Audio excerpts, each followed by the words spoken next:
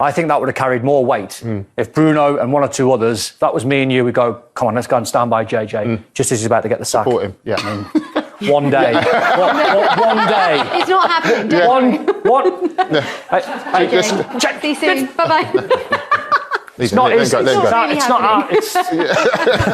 he's back. So look, I think it would have carried more weight if they all had been right alongside. Exactly. So Michael Carrick, I mean, he has a 100% winning record because he did win against Give him the job then. But we know that Manchester United do have plans to bring in Rangnick. Now, I don't know how many people know too much about him, but what I have read about him and heard about him is that he is the godfather of German football, and he has got a lot of experience, especially in coaching. You're not going to hear players not knowing what they're doing, that's for sure, Don. I've been commentating on the Bundesliga for, 4 or 5 seasons now, and he's unbelievably well respected.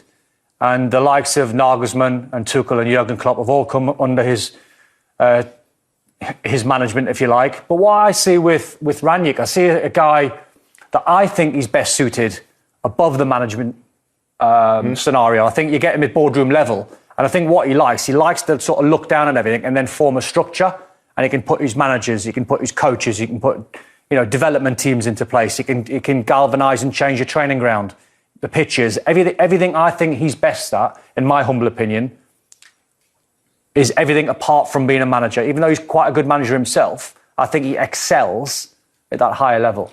This could be good, it could be bad. If it's good, he'll go in there for 6 months, he'll put something in place where the next manager goes, brilliant, I can come in and do my job straight away. I don't have to mess around putting certain things in place. It can go really bad if he goes and he's really great and they're thinking, oh my word, we can't move him on because the fans are screaming for him to stay on.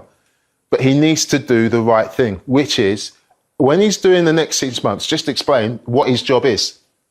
What his job is. Is it to just go and get back in the top 4, which suggests that is a manager's job, or is it to put certain things in place right around the club, including the first team, obviously concentrating on the first team, to make sure that when the new manager comes in, he's ready to hit the ground running. Wonder how Luke Shaw's feeling. That went a little bit viral. Yeah, didn't like him, did he? Rangnick a couple of years ago saying they need a new left-back. Luke Shaw's not up to the level.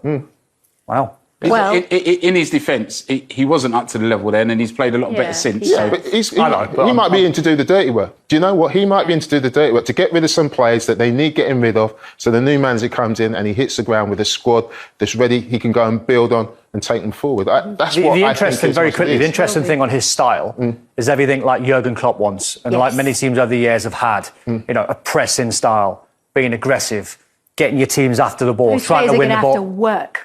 They work Not hard. sure if they've got the personnel for that, Don. The contradiction is Ronaldo going to do that? Can he do that? Can Cavani still do that? Can Jadon Sancho do that? Can Rashford do that? Can they get into the style that he wants? And then if they can't, will he be bold enough to drop them? Exactly. That's the interesting thing. The answer to that is no.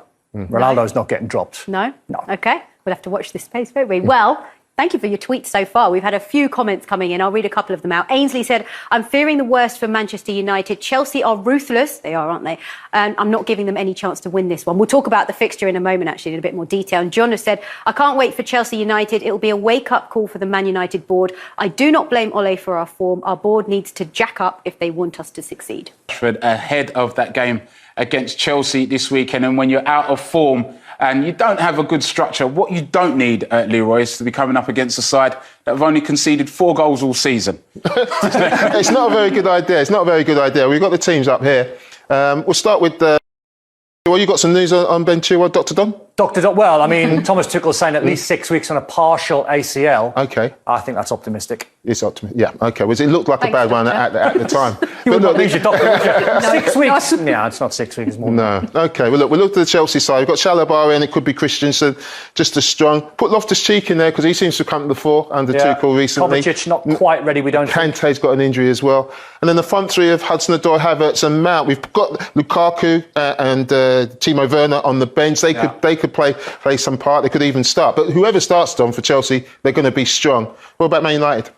Well, Maguire's missing. He's got a one-match ban after the 2 yellows against Watford. Bailly's been knocking on the door, and he was quite vocal, actually. He was one of the ones that I wouldn't say caused a problem to Ollie, because if you're Eric Bailly, it's worth asking the question why Maguire was starting instead of him when he's been fit for quite a while. Fred's got a knock, but I've got him in the middle of the park with McTominay. Bruno Fernandes was rested midweek against Villarreal. And I think Jadon Sancho, will be I think he'll be happy with Rangnick coming in over the next week or two. I think he'll get him playing. And I've got Marcus Rashford. It could have been Martial or one or two others, or even maybe Jesse Lingard. Van der Beek as well was another one that I thought of. But I don't think that'll be too far away from Michael Carrick's first game in charge in the Premier League against Chelsea. Well, it's not unlikely, apart from bias, I think it's more or less the same team that started against Watford. Look, let's go through that Watford debacle. Conceding goals at the wrong time, making bad decisions all the time. But you know what? When you're in that situation and you're at a club with professional footballers, you have a chat amongst yourself. When you're going through a bad time on the football pitch, you'll say, right, I'm not having a great time. So, Jada, you come in and play with me and Don. For 5 minutes, you come in and play with me. I didn't see any of that. And there are always moments in the game. People think that Man City and Liverpool and Chelsea play well all the time. They don't. They have bad periods in the game. If you look at those bad periods, Thiago Silva will be saying, just come in there for fight. Just come in there and we'll see it out. Just come in here. Yeah, exactly. Just go in there. Just drop in there. We'll go through. We'll go. Chelsea have gone to in the middle of the park, so we'll go man for man for 5 minutes. Exactly, and give nothing away. And that never happened. And that was good midweek with Michael Carrick because he done a good interview after the game. Because I watched the game against Villarreal and they could have been 2 or 3 up. Villarreal, De Gea was pulling off saves left, right, and centre. And Michael Carrick actually said, he went, "You're not going to get a team when you're in a bad moment like Man United are, to go then to Villarreal and completely outplay them and pop them off the park." So he said, we had to suffer. And that's probably what you're going to see in this game, because you don't get confidence overnight, seems. You don't get it. Confidence comes from a run of results and being hard to beat. And they got the win midweek. Now they can take a tiny go then to Villarreal and completely outplay them and pop them off the park. So he said, we had to suffer. And that's probably what you're going to see in this game, because you don't get confidence overnight, seems. You don't get it. Confidence comes from a run of results and being hard to beat. And they got the win midweek. Now they can take a tiny bit of momentum going into the Chelsea game.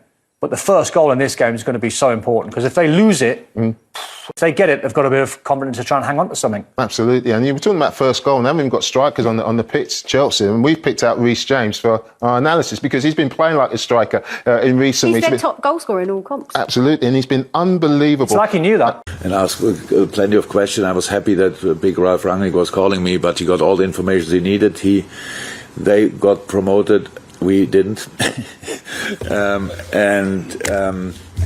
So he owes me still something. And apart from that, really, in the football world in Germany, he's very well regarded, and rightly so. I spoke once in my lifetime by phone. I never met him, but I know he made an incredible job in organization Leipzig, Red Bull Salzburg, and I have a big experience in Germany. Is incredible, well known. But personally, I didn't met him.